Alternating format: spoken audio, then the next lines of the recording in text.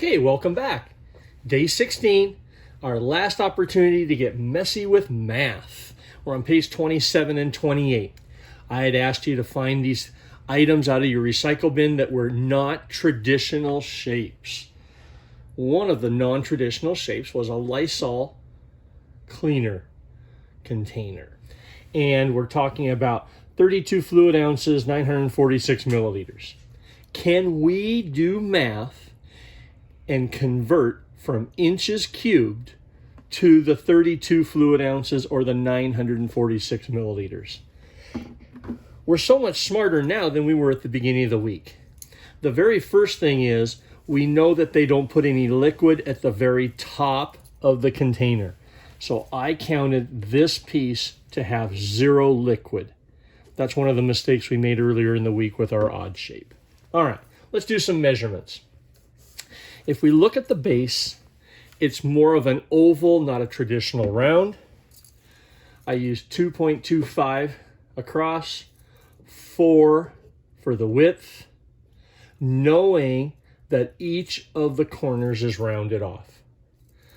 The height, I considered this to be cubic, rectangular, right? 5.25, 2.25. Okay, now let's do the actual volumes. There's no liquid at the top. Count that as 0. The volume of the neck. This neck piece, if we remember when we were studying trapezoids, we could take an average. You take the distance at the top plus the distance at the bottom and average them. Okay, so we have a 2 plus a 4 divided by 2. I'm going to use an average distance of 3. Well, the volume of this piece is nothing more than length times width times height. 3 times 2.25 times the depth, 2.25, giving us 15.1875 cubic inches. Now, all this stuff in red has to take into account what we're taking off. I considered it to be a cube, length times width times height.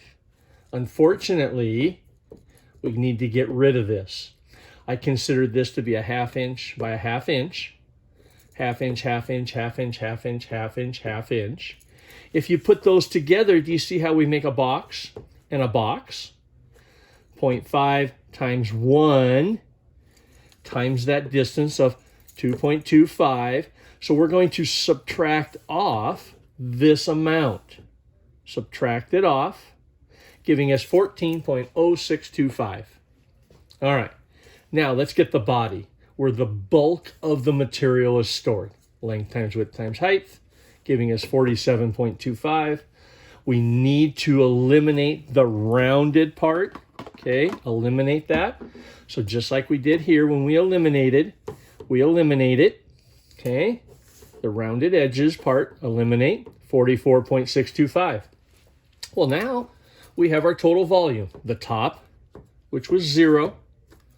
The neck, 14.0625, and the body, 44.625, giving us a grand total of 58.6875 cubic inches. Again, let's go back to Google, convert inches cubed to milliliters. We saw that earlier when it came to the ice cream bars, 58.6875 cubic inches. Okay, cubic inches divided by cubic inches goes away, leaving us with milliliters, 961.72 milliliters. We're much closer today because the actual container said 946 milliliters. You might say, well, Monty, is that close enough for a good grade? Here's my thinking. We did not take into account this bottom corner. Original shape. You see how the bottom corner is missing? If we did one more calculation there, I'll bet you we could be really, really close. This wraps up Messy with Math Week. Hope you enjoyed it. I'm waiting for you to send me your pictures of your math, your containers that you spent time trying to calculate volume and surface area of. Have a great Thursday. For those of you that made it to the end of this day, I would like you to go to Facebook, Lionsgate. Tomorrow's binge week, if you go to Lionsgate, see what they're offering for free streaming tomorrow, and that'll be your spoiler alert for tomorrow's binge watch. Lionsgate on Facebook. What are they streaming for free? Have a great day.